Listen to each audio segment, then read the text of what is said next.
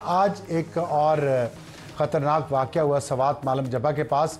वहाँ पे एक बम धमाका हुआ है और बम धमाका ज़ाहिर है बहुत सारे हो रहे हैं। पाकिस्तान आज एक बहुत बड़े हादसे से बाल बाल बचा है और ऐसा हादसा जिसकी बैनुल अक़वामी किस्म की इम्प्लीकेशंस हो सकती थी। ये नोट कीजिए कि सवात में chamber of commerce and industry के बुलाने पे जो 12 ममालिक के एम्बेसडर्स वहाँ पे गए हुए थे, वहाँ पे मालम जब्बा के करीब इम्प्रोवाइज एक्सप्लोसिव डिवाइस के साथ गाड़ी का हादसा हुआ, जिसमें एक पुलिस ऑफिसर जाँ बहक हुआ, कुछ और पुलिस ऑफिसर जो हैं ज़ख्मी हुए। और शायद इस वाक़े के बाद मेरा नहीं ख्याल कि कोई और जो फॉरेन एम्बेसडर्स हैं या गैर मुल्की जो डिप्लोमेट्स हैं वो अब अटेम्प्ट करेंगे कम से कम इन इलाकों में। ये एक क्लियर कट ISI का इंटेलिजेंस फेलियर है कि 12 ममालिक के, जिसमें रशिया का एम्बेसडर है, जिसमें ईरान का एम्बेसडर है, जिसमें इंडोनेशिया जो सबसे बड़ा मुस्लिम मुल्क है उनके एम्बेसडर हैं, और आप उस रास्ते को सिक्योर ना कर सके। नमस्कार दोस्तों, मैं हूं सौरभ एक और नए वीडियो के साथ। दोस्तों, किसी भी कंट्री के लिए सिक्योरिटी या किसी को भी अगर VVIP सिक्योरिटी दिया जा रहा है तो एक बहुत ही इंपॉर्टेंट बात होता है, लेकिन पाकिस्तान में ये भाई आम बात हो गया है, क्योंकि ये लोग बोलने के लिए हर किसी को VVIP सिक्योरिटी प्रोवाइड करते हैं, लेकिन फिर भी दहशतगर्द ने अटैक करना ही करना है, वो नहीं रुकता इन लोगों से। और इन लोगों का ISI जो दुनिया की नंबर 1 एजेंसी है, इन लोगों का आर्मी जो दुनिया के नंबर 1 आर्मी है, हर चीज़ में दुनिया के नंबर 1 ये जो बने फिरे हैं, लेकिन वो कभी नंबर 1 क्या नंबर 100 के बाद भी जो काउंट होता होगा ना, किसी खराब से ख़राब कंट्री का भी, उससे भी बदतर स्थिति पाकिस्तान का है आज के डेट में। आपने इंट्रो देख के समझ में आ गया होगा कि वीडियो का क्या है और क्या हुआ है पाकिस्तान में कल। तो चलिए देर न करते हुए सबसे पहले इस वीडियो को डिटेल्स में देखते हैं, और अगर वीडियो अच्छा लगा तो वीडियो को लाइक जरूर से कर दीजिएगा। चैनल पर आए तो चैनल को सब्सक्राइब कर लीजिएगा, बेल आइकन प्रेस करना ना भूले ताकि हर आने वाली लेटेस्ट वीडियो का नोटिफिकेशन आपको मिल सके। तो चलिए सबसे पहले इस वीडियो को स्टार्ट करते हैं, फिर मिलते हैं वीडियो के एंड में। गुज़िश्ता 24 घंटों में पाकिस्तान में मुकीम इस्लामाबाद बेस्ड 12 मुल्कों के एम्बेसडर जो हैं वो सवात पहुँचते हैं on the invitation of the chambers of commerce and industry, वहाँ पे किसी तकरीब के लिए। और मालम जब्बा की जो सड़क है वहाँ पर एक इम्प्रोवाइज एक्सप्लोसिव डिवाइस फटती है और पुलिस कॉन्वॉय जो उनके साथ है उसकी गाड़ी हिट होती है, जिसके नतीजे में एक पुलिस ऑफिसर की मौके पे उनकी वो जाँ बहक हो जाते हैं और 3 या 4 जो हैं वो ज़ख्मी होते हैं, और कहा जाता है कि एक दो उसमें से खासे क्रिटिकल है। एम्बेसडर महफूज रहते हैं। पाकिस्तान का फॉरेन ऑफिस जो है उसने इसके ऊपर एक स्टेटमेंट इशू की है कि इन ममालिक के एम्बेसडर्स ने एक धमाका होते देखा। बेशर्मी की इंतहा देखें किसी फॉरेन ऑफिस के कि धमाका होते देखा, जैसे कि ये एम्बेसडर्स जो हैं यहाँ कोई आबशार या नज़ारा देखने के लिए गए थे धमाकों का, तो धमाका उन्होंने देखा। ये एम्बेसडर्स कौन थे? इसमें 12 तो हर एम्बेसडर ही इंपॉर्टेंट है, लेकिन इसमें रूस का एम्बेसडर था, इसमें ईरान का एम्बेसडर था, इसमें इंडोनेशिया का एम्बेसडर था।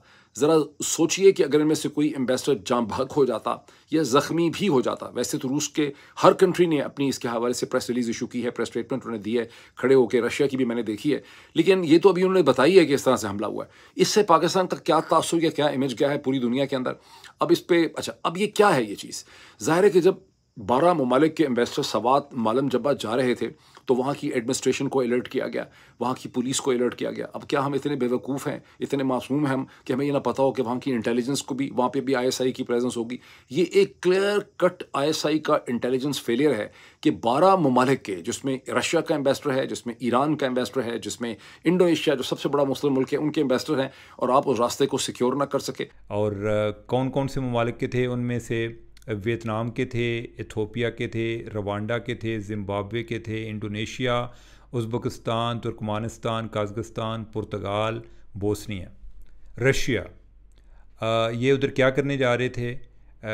हमारे जो चैम्बर ऑफ कॉमर्स है इस्लामाबाद में, इन्होंने एक कोई प्लान किया हुआ था इनको उधर, जो सवात चैम्बर ऑफ कॉमर्स के साथ इनको उधर लेकर जा रहे थे, और ये 2 दिन का प्लान था। ये जब जा रहे थे तो रास्ते में जब यानी कि उधर सवात साइड पे, यानी कि ये मालाकंड का एरिया जो है उसी में थे, तो उधर जो पुलिस की वैन है उसको रिमोट कंट्रोल बम के ज़रिए उस पर एक्सप्लोजन हुआ, और जिसकी वजह से कोई 4 पुलिस वाले जो हैं वो ज़ख्मी हो गए, एक जो है वो शहीद हो गए। बड़े ही अफसोस की बात है, पुलिस की फ़ौज की शहादतों को हम परवाह नहीं करते, हमें हमारे लिए अब एक रूटीन बन चुकी है।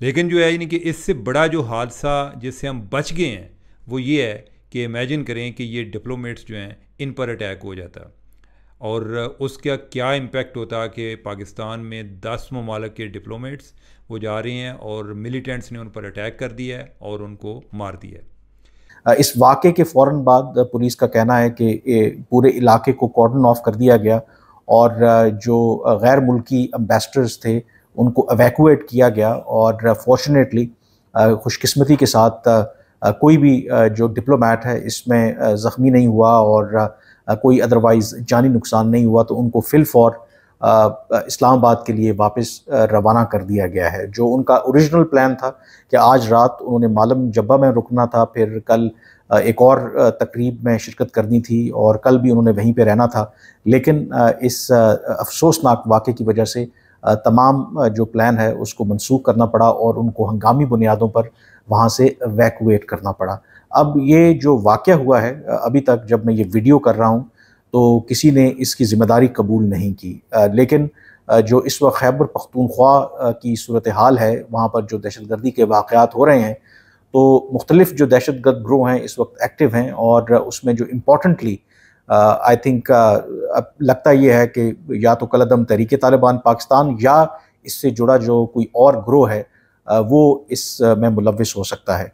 और सबसे इम्पॉर्टेंट बात कि इसका वैसे तो दहशतगर्दी के वाक़यात खैबर पख्तूनख्वा के अंदर हो ही रहे हैं, लेकिन इस तरह के काफ़िले में जब सिक्योरिटी बहुत ज़्यादा हाई हो, VVIP सिक्योरिटी हो, जब आप 1 दर्जन के करीब गैर मुल्की एम्बेसडर्स को वहाँ पर लेकर के जा रहे हों और इस तरह का वाक़या पेश आना यकीनी तौर पर ये पाकिस्तान के इमेज के लिए, खैबर पख्तूनख्वा के इमेज के लिए एक बहुत बड़ा धचका है। लेकिन बेचारी इंटेलिजेंस क्या करे जब उसका इस्तेमाल किन किन तरीक़ों से हो रहा है। इन्हीं आज ही गुज़िश्ता 24 घंटों में खबर लगी है कि federal board of revenue FBR के चेयरमैन ने ऐलान कर दिया है कि करप्ट अफसरों की निशानदही करने के लिए अब ISI स्ट्रोक इंटेलिजेंस जो है उनकी मदद करेगी। क्या इंटेलिजेंस मदद करेगी, मैं आपको बताता हूँ क्या होगा। वो तो आप किसी भी जाके प्रॉपर्टी डीलर से पूछ रहे हैं, इस्लामाबाद के अंदर जितने भी इनकम टैक्स के FBR के मुलाजिम हैं उनकी तनख्वाह 1.5 लाख 2 लाख होगी, घर उन्होंने 4-4 5-5 लाख रुपए के किराए पे लिए हुए हैं, कैश पे कर रहे हैं। तो ये तो एक दिन का काम है, ISI के लिए 1-2 दिन में कर लेंगे। फिर उसके बाद क्या होगा, उसके बाद वो सौदाबाजी होगी। जिस टैक्स वाले अफसर के साथ इक्वेशन तय कर जाएगी, जाहिर है उसको माफ़ी मिल जाएगी, वो इनको पैसे देने लग जाएगा। जिसके साथ इक्वेशन नहीं बनेगी वो एक आध को ठोकना होगा दिखाने के लिए कार्रवाई, तो उसको रिपोर्ट कर देंगे, फिर उसके खिलाफ मुकदमा बन जाएगा। ये होगा। और शायद इस वाक़े के बाद मेरा नहीं ख्याल कि कोई और जो फॉरेन एम्बेसडर्स हैं या गैर मुल्की जो डिप्लोमेट्स हैं वो अब अटेम्प्ट करेंगे कम से कम इन इलाकों में जाने के लिए।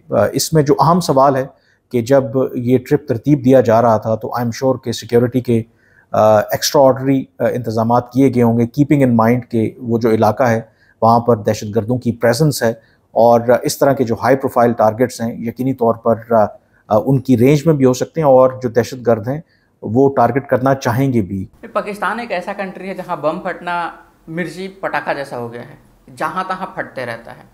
वहाँ पे कोई रोक टोक नहीं है भाई, कोई सिक्योरिटी का इंतज़ाम नहीं है।